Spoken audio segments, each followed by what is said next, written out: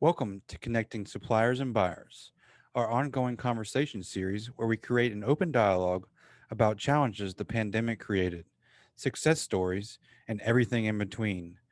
The way we network has changed, so let's figure it out. Let's conversate. Dove Medical today. Thank you all so much for being here, and you have quite the crew with you. I do. So, if you don't mind, if you all could introduce yourselves and just tell us a little bit about what you do, that would be great. Absolutely. I'm going to start around and we'll finish with me at the end. So we'll start with the main man who deals with JMU and all of that stuff. So we'll start with Josh. Yeah, so I'm Josh Taylor. I'm a sales representative. I haven't seen you since the last Slam Fair whenever we were up there, and it's just been a pleasure to work with you guys through this pandemic and serve you guys. And we have been very busy, but I feel like we've developed our relationships a lot better with you guys. It's been great. Hey there, my name is Dylan Swink. I'm also a sales rep here with Dove Medical. I've worked with you guys a good bit in the past and really respect the programs that you're offering up at James Madison, and look forward to working with you guys more and eventually meeting in person. Great, thank you. I like the red combo. I know, he's always matching. It's lovely. Yeah. I'm Tyler Probst. I've been here for roughly 2 years, working in sales. I originally started as their delivery driver, so I'm fairly new to the sales office, but I'm enjoying working with them and look forward to working with y'all in the future. And And he never tells anybody this, but he's actually a veteran. So Awesome. Thank you for your service. we always like to say that because Yeah, we're so, and he never tells anybody, but we're so proud of him for serving our country. So Absolutely. Hey, I'm Jenny Bates, and I've been here about roughly 2 years as well, and worked a little bit with Kelly and Lauren there at JU, and I've enjoyed working with them. So I'm just looking forward to working more with you guys. and there's one in the corner. Yeah. He's coming out. over here. Hi, I'm Rocky Abel, Josh's counterpart in the sales office, making sure that everything is running smoothly and that everybody's getting their quotes in on time and that, all the customer service is taken care of. Been up to JMU a couple times, absolutely love Harrisonburg. Been up there for vacation as well. It's just a really cool area. And yeah, we love working with JMU. Great. Yeah, I think we've emailed back and forth some. So thank you, Rocky. And I'm Lynn. It's nice to meet you. This will kind of maybe go in a little bit, if you're okay. I saw a little bit about ourselves in the company. So I'm very intertwined in the company. We are a family-owned business. So my name is Lynn, and I'm the president of Dove Medical Supply. My mother, Tammy, is the CEO and the founder. My brother is accounts payable. So a little bit about, I'm trying to like, a Where are little you bit guys about me. located? So we started this business about 7 years ago. And we originally worked for another laboratory distribution company called InfoLab.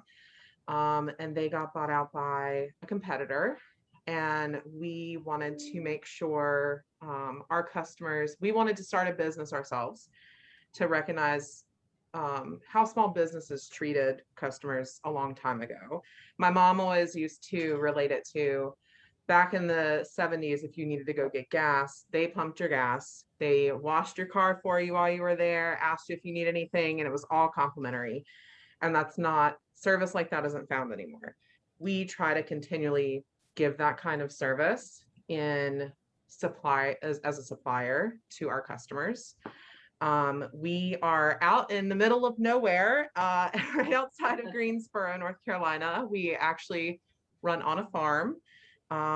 We try to do a lot of things for our community. We also have a retail business, Dove Medical Supply, that helps DME customers and people who have cancer or debilitating disorders. We try to do programs for them and help our community by providing free items to make their care at home a lot more comfortable and a lot more accessible. So that's a little bit like, that's just like the little a little like crossover into who Dove is and where we come from. We are also a government contractor, so we work a lot with government. I think that's a really good thing because it ties in our quality of how we do our work. And we have to always be very cautious in everything that we do so that we are always doing the right thing, both for our vendors, but also for our customers. Because at the end of the day, the most important thing, and I always tell these guys, is we have to think about for schools, these are people that are being educated to take care of all of us one day and all of our families. So we need to make sure that we get them the best products that they can and help them in the best way possible. So really interesting way to sort of think about it and to frame your sort of mission and how you deliver your service. yeah, if you really have to think of it in that mindset, or I feel like in this industry, you can get caught up in the sales, you can get caught up in, the minute things. When at the end of the day, who we're providing these supplies for is people who are currently caring for us or who are going to care for us one day. That's really, really important. And we have to make sure that we understand how college courses are. We understand time frames. We understand protecting people. A lot of us here have families. So this is always on our mind. And it's always great to think that way because it really humbles you and makes you realize we're all in this together and we're all just trying to help each other out. And so I can imagine that the past year with the pandemic has sort of amplified your business or, made you all busier, but can you talk about some of the changes and impacts that the pandemic has had on your business? Yeah, so of course it was extremely busy. I think everybody can understand that. I think what a lot of people misconstrue is the fact that being really, really busy equates to like a huge surplus in sales. A lot of times it's, we still have orders that people are holding open from like June of last year. This is stuff like, and you've got to think, we would place an order for gloves. We would lock in these prices with our customers and then they double the cost in a month. And it turns into, this is not how we do business. This is not what we would ever do to our customers. It was a really difficult time. On top of that, you had what we in this industry call gray market. Gray market just means products that they look like they're made from the manufacturer. They are packaged just like they're made from the manufacturer, but they're really not. They're made in a factory and they're reproduced just kind of like you would like any kind of fashion clothing or anything like that. It looks like Gucci, but it's not Gucci. Mm-hmm. That's kind of how it is. And it's really scary because they can say these are nitrile gloves and they're not nitrile gloves. So you get torn in between, like you've got to keep all of these other places at bay because I don't care how cheap that this is during COVID. I'm not providing my customers with subpar quality products just because everybody thinks they can get into the ring and try and sell this sort of stuff. And then you are working with these quality vendors who have been around a very, very long time, like Gojo and 3M, and they can't keep up.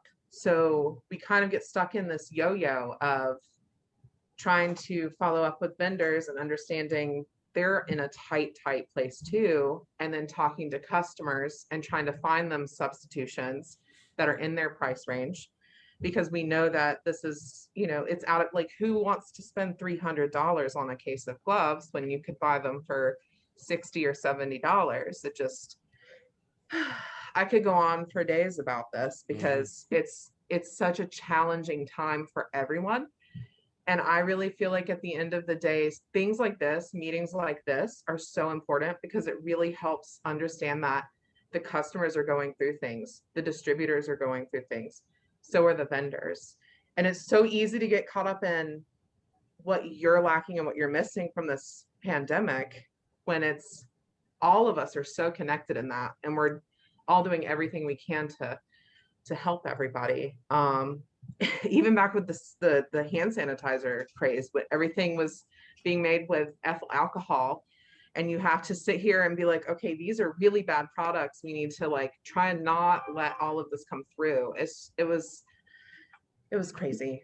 It still is. It still Yeah. is crazy, and you have to be so cautious and just do everything you can to provide customers with quality products and It's- make sure that those price increases don't affect them. So It's interesting because you would think, like as you said before, that Dove Medical Supply. Oh yeah, you guys should have been busy, and it should have been a great time for you. But it really sounds like it was actually more of a burden than anything. it Um, was.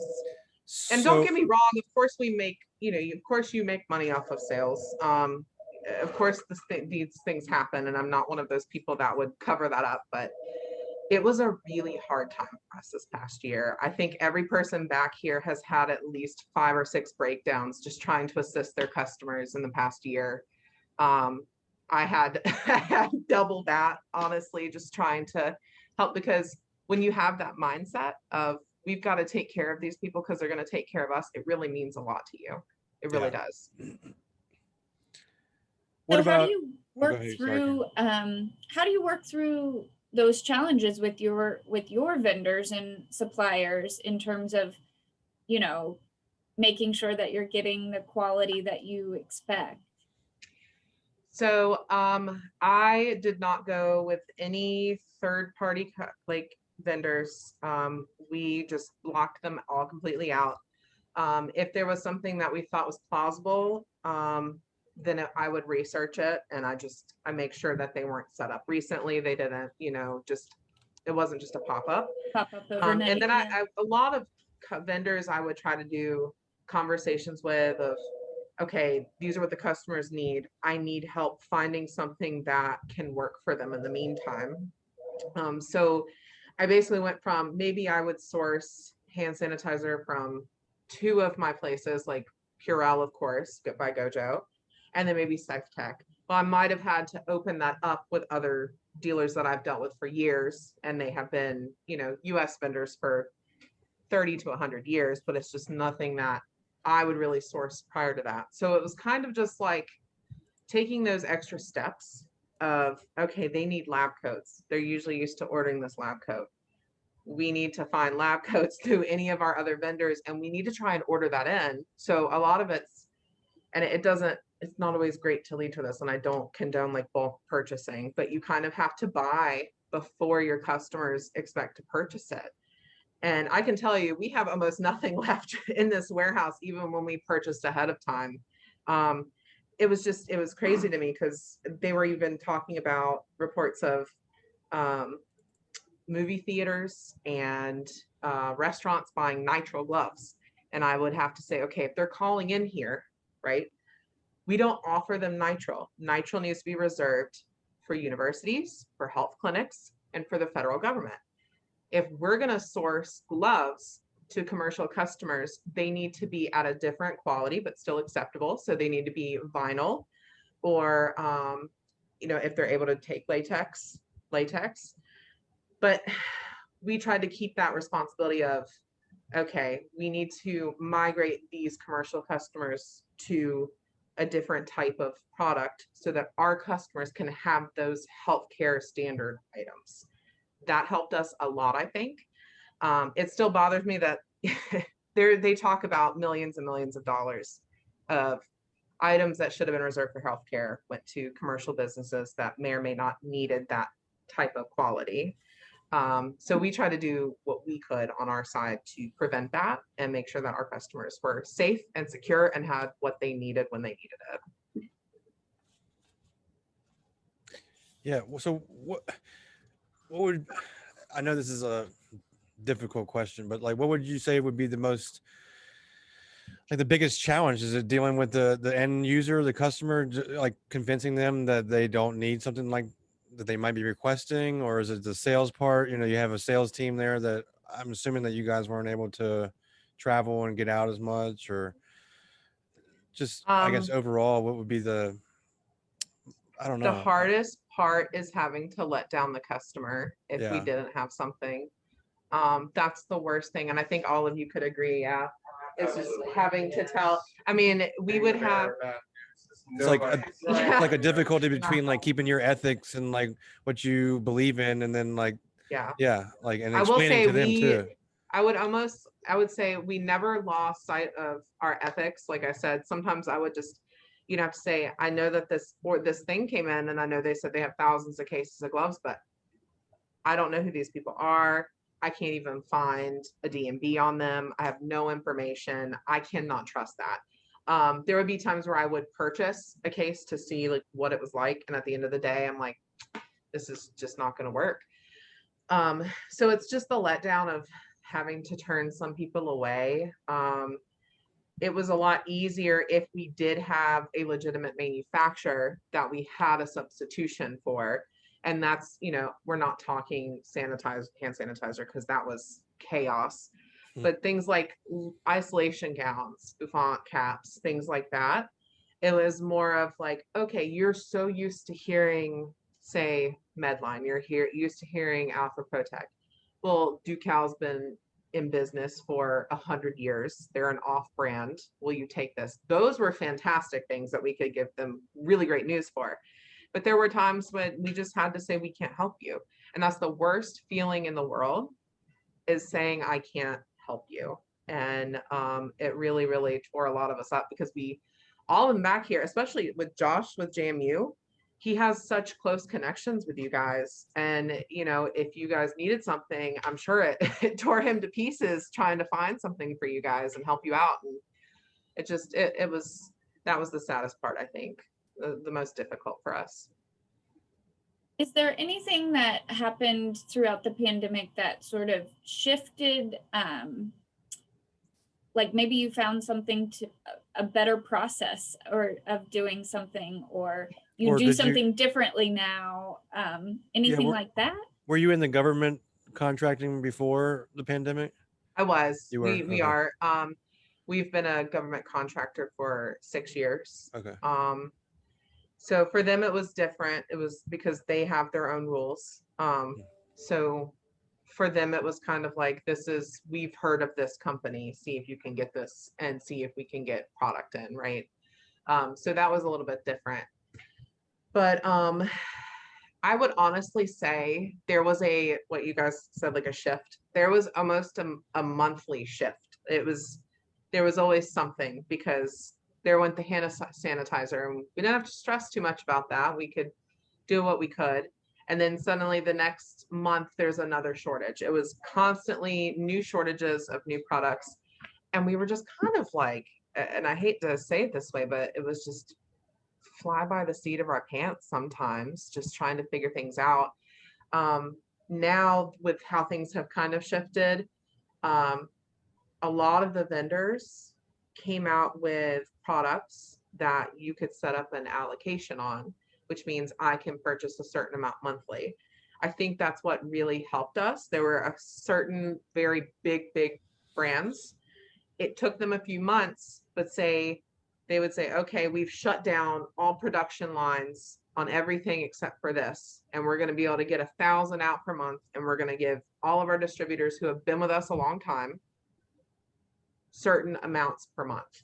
And I think that's kind of what had to happen. It wasn't even us that made that shift. It was these vendors saying, okay, we cannot keep selling products to these pop-up places or people just trying to buy in bulk. We need to supply people that have always been our customer. And when that shift changed, it lessened and it got a little bit easier. Imagine that. We couldn't hear you, Caroline. Oh, I was saying, I would think that that's really helpful. Yeah.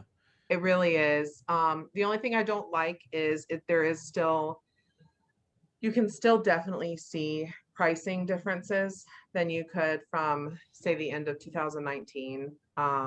It's still not what I would like it to be at.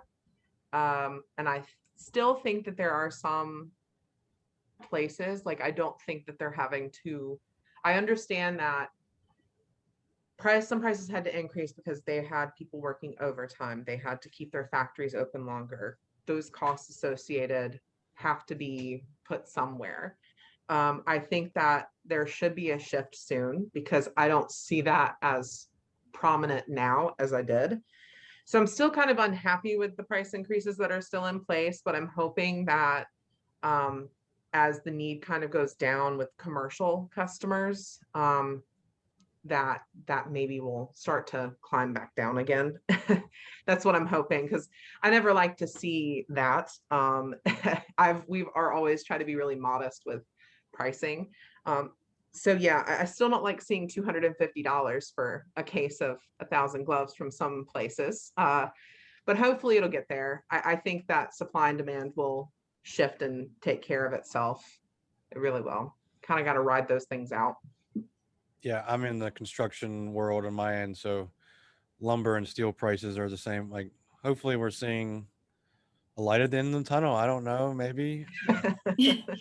That's what I'm hoping for too. I feel like we're getting really close, and as more people are vaccinated, I think that it's gonna adjust and fix itself. And I think being aware now, because it's been 100 years since the US has really faced a true serious pandemic, where I think it was 1918 was the last one that we had, that was just colossal. And I think that there's a more aware, like there's an awareness now. So I really hope that, one, it's going to come down because of the vaccinations, and the supply and demand is going to adjust itself, but also that all these people who were not prepared before, they'll be prepared next time, and there will not be an influx of supply and demand as bad as it was the first time, like when this happened last year. So Yeah, it's interesting. Like, as bad as the pandemic is, there's still some, like, I guess, positive, like now, like you just said, like, something like this happened and it seemed like there was no plan in place. There was just, it's very chaotic. And so, like you said, if something like this, hopefully never does, but we're better prepared for it. It seems like, even personally, like, just think like you can adjust more. It teaches you that, like, you were doing one thing one way and then now you have to switch it up and go into survival. I don't know. It's no, very I interesting in talking with people. totally Like, agree. everybody's like shifting what they did, like we talked to a pressure washing company, and he shifted his business into like cleaning up for construction companies and stuff like that. So it's like everybody, it's survival To mode, I think, would be adapt. adapt or die. I mean, I know it's terrible to say, but seems like that was the case. And if you come out of this thing, it seems like you'll be better for it. I mean, really. Absolutely. I think we learned a lot from it on this side as well. It really, I think, just honestly going through it personally and on a business standpoint, we all know how to handle this the next time it were to happen. Fortunately, like for maybe the first few months, it wasn't terrible for us, because fortunately for us, like, well, not fortunately and unfortunately, we also will help different, like, there are different outbreaks throughout the world, and our military is fantastic for helping other people. So we always kind of had these backup PPE for just in case. I will say we definitely were not expecting, the volume that we had had last year. So I might want to protect myself a little bit more with a little bit of extra buildup of those supplies. But yeah, you just have to adapt, like you said. It was interesting for all of us here. Definitely. Are there any new like practices or like for you guys as a business that you like mask all the Masks. time? Oh yeah. Do you think you're gonna? Well, that's a good question. Like, I keep asking here is like, how long do you think we're gonna have to keep wearing these? And then, like, but I guess my original question was like, as far as sales or anything like that, like, I mean, have you moved to like more working from home, or realized things that you could do maybe differently than what you did before, or just maybe some positive things, not to all negative? Yeah. Well, I mean, I really feel like at the end of the day, this whole situation is positive. It taught us to all be more cautious. It taught us to all be more prepared. It really, and I'm trying to formulate this in the best way possible, but if you guys have ideas too, which I mean, I've been doing the majority of the talking here, so I think one thing that it helped us with is a lot more communication, a lot more channels of communication as far as when products are coming in. We've got lists and updates and that sort of thing because we know that we have a lot of customers that are always trying to, they routinely go through these products and these specific ones. And so it's nice to know, ring the bell, those things finally came in, let your customers know that. So we've got a lot of those kind of. That was the best when we would get supplies in and we would call our customers and say, "Oh my gosh, guess what?" It And was that's like Christmas every couple right. of weeks. It really was. That was a really good feeling. So when we would get supplies in, our customers that we have worked with were priority, of course. And then, of course, we would reach out to our local police departments, EMS, places like that, and say, "Hey, we have the supply in. We want to offer it to all of you guys before." And it was just the best feeling in the world being able to help those people and provide them with something. And then also them say, "You're not charging me like $5,000. You know what I mean? Like that was just a really good feeling. And, another positive thing that came out of it is we did continue to keep our integrity. And that really showed our customers how much we do care about them and that we really, really think about their well-being and their patients' care. So that ended up being really rewarding because they all know that we are who we say we are and we do what we say we're going to do. I think that was very positive for us in the long run. So awesome. That's awesome. We didn't work from home very much. Sorry. We didn't work from home very much. We have a very small office and it's we needed to be able to communicate with each other very quickly and communicate with our warehouse, with our procurement team, with everybody. And so I think it worked a little bit better for us to be masked up in the office and kind of able to tap each other on the shoulder whenever something came up because we had a lot of situations and a lot of different customer service things that would just kind of put everybody, in action. And so being able to be present for that was kind of crucial to our business model. I know that a lot of different models did allow for people to be able to work from home. But I really think it was so important that we were here. Yeah, it was. I mean, mean, it was really important because we're not the type of people that we don't sit on something and at the end of the day, we're like, if we do this remotely, it's going to be so much harder to just be able to go out of the warehouse and say, "I need this to go. It needs to go next day air. This customer needs this right away." And it was really funny because we weren't just maxed up for like the first few months. We had gloves. We were, of course, using vinyls, but we were gloving up. We were masking up. We had sanitizer set up everywhere. We actually shifted our office to make sure everybody was 6 feet apart from each other. But it's just, we had to just really be there for our customers. And it's so much easier, like them being able to go to the warehouse and say, "Okay, this is what came in.